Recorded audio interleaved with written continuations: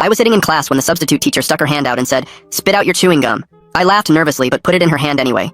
Suddenly, she collapsed to the floor. Her whole body started shaking like she was having a seizure. Multiple people called 911 at once, all yelling over each other. "Get the nurse! Get help! Somebody do something!" I just sat there frozen, pinching myself to see if I was in a fever dream. The nurse burst in with an EpiPen. Her throat's closing up. She jabbed it into Mrs. Pierce's thigh.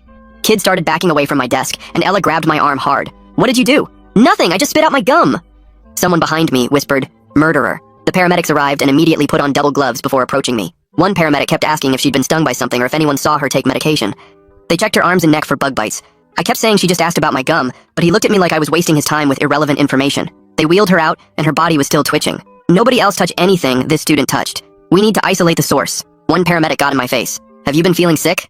Any rashes?" "No, I feel fine, why?" They took my temperature anyway and checked my throat. Everyone watched like I was some kind of alien. The principal rushed in, and his eyes locked on me immediately. "Get all the other students out now." He nodded to the security guard. "Watch the door." "Sir, I don't understand what's happening. She just asked me to spit out. We need to contact your parents immediately." The vice principal leaned in and pointed at me, whispering, "Is this the one who vandalized?" They started photographing me from multiple angles. I tried to cover my face, but they told me to put my hands down. They took fingerprints from my desk with actual crime scene equipment. "Where did you get this gum?" the principal demanded. 7-Eleven? Is this even regulation gum? What does that even mean?" They ignored me and sent someone to check my other classes for more gum.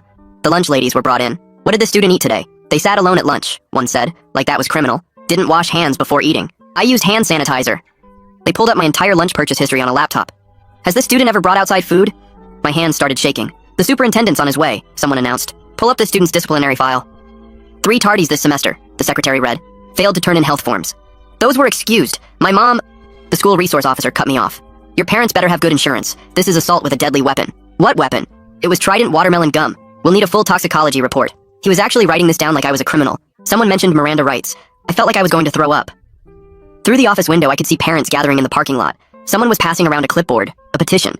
I sat in that office for 2 hours, while Mrs. Pierce's heart rate stabilized. Nobody would tell me anything. Every time I asked what was happening, they'd exchange looks and say, "Just wait." The principal kept asking what I'd eaten for lunch. It seemed like such a weird question when our substitute just almost died, but I told him. PB&J, apple, cookies. He wrote it all down and made a phone call to someone. 2 hours later, a woman burst through the door. It was Mrs. Pierce's daughter. The principal tried to explain what happened, but she cut him off. "You committed murder of a school employee." "What?" "I didn't. My mother has a severe peanut allergy." Her voice shook with rage. "It's in her file in red ink." My stomach dropped through the floor. She could have died. One particle can trigger anaphylaxis. The pieces clicked horribly into place.